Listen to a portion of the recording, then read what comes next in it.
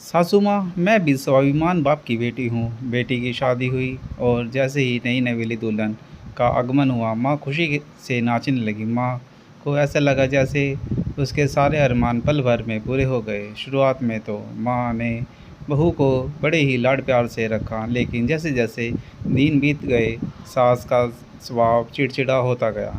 वैसा वह बात बात में बहू को टोकने लगी। बहू भी स्वाभिमान बाप की बेटी थी। वह भी कहाँ तक सुनने वाली थी।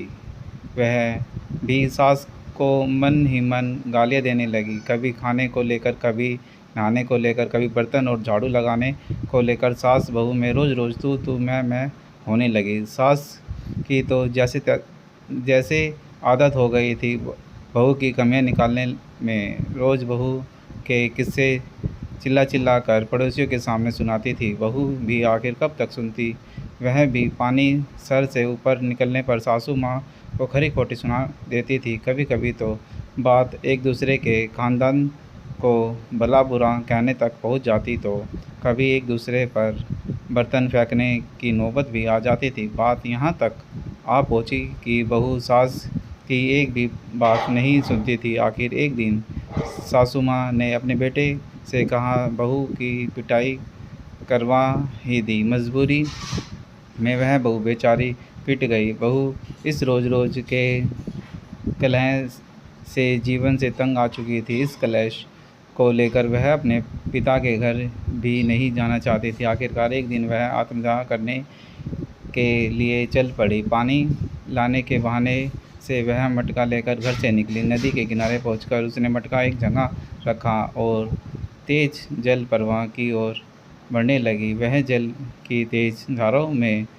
गिरकर अपना जीवन नष्ट करने ही वाली थी कि पीछे से किसी ने उसे पकड़ लिया। जब उसने पीछे मुड़कर देखा तो वह स्तब्ध रह गई। वह राक्षस एक बूढ़ा साधु था। साधु कुछ पूछता उससे पहले ही वह फूट फूट कर रोने लगे। साधु ने कहा, बेटी क्या बात है, क्या अपने मूल्य जीवन को नष्ट करने जा रही थी। वह स्त्री बोली, बाबा मेरी सास बहुत ज़्यादा बुरी है। वह रोज़ रोज़ पड़ोसियों से मेरी बुराई करती है, रोज़ खुद भी लड़ाई करती है और शाम को जब मेरे पति आते हैं तो उनके सामने शरीफ बनकर मेरी शिकायतें करती रहती है। फिर मेरे पति अपनी माँ का पक्ष लेकर मुझे मारते पीटते हैं। मैं तंग आ चुकी हूँ इस जीवन से, इसलिए मैं अब और नहीं जीना चाहती। बाबा मुझे मर जाने दीजिए।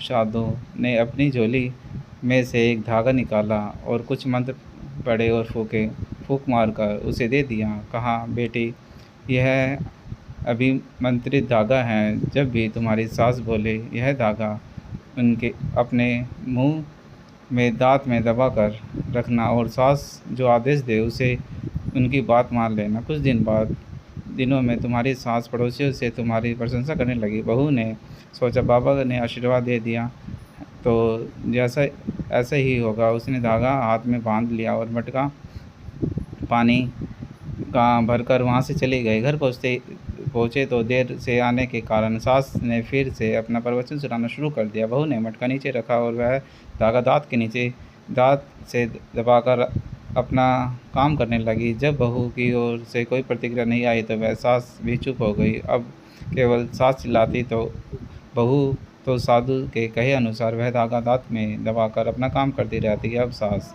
ज़्यादा नहीं बोल पाती क्योंकि साधु का दिया धागा आग में पानी की तरह काम कर रहा था। जब सास पड़ोसियों के सामने बहू को बेवजह भला बुरा कहने लगी तो पड़ोसी उसकी सास को ही दोषी ठहराते और कहते, अरे ओ अम्मा, इतनी भी क्या जलती रहती हो अपनी बहू से, बुढ़ापे में यही काम आएगी। लोगों की बात का बुढ़िया पर असर हुआ। तभी एक दिन बुढ़िया आंगन में फिसल कर गिर गई और उसके पैरों में मोच आ गई। बेचारी बहू ने जब तक वह ठीक नहीं हुई उसकी सेवा की। बुढ़िया को अपनी गलती का एहसास हो गया। अब वह पड़ोसियों से अपनी बहू की तारीफ करने लगी। एक दिन वह साधु बाबा भिक्षा मांगने के लिए उस स्त्री के द्वार पर आया जिसको उन्होंने धागा दिया था। स्त्री ने साधु को देखते ही पहचान लिया और उनका बहुत बहुत धन्यवाद करते हुए प्रणाम करने लगी और बोली, बाबा आपने चमत्कार कर दिया। मेरी सास अब पूरी तरह से मेरे साथ अच्छे से व्यवहार करती है। साधु ने हंसते हुए कहा, बेटी इसमें मेरा कोई चमत्कार नहीं है, वह सब तेरी सहनशीलता का परिणाम है। मैंने तो केवल तुझे सहनशीलता बनाने का एक सूत्र दिया था। उस धागे को दांत में दबाने से तुम कुछ बोल नहीं सकती थी, और तुम्हारे नहीं बोलने से सास कब तक बोलती। जब दो लड़ते हैं तो गलती दोनों की होती है। तूने अपनी गलती सुधार ली, उसे भी अपनी गलती सुधारनी ही होगी। आशा करता हूँ दोस्तों आपको हमारी कहानी अच्छी लगी होगी। कहानी अच्छी लगी हो तो प्लीज़ वीडियो को लाइक करें, शेयर करें और सब्सक्राइब करें। धन्यवाद।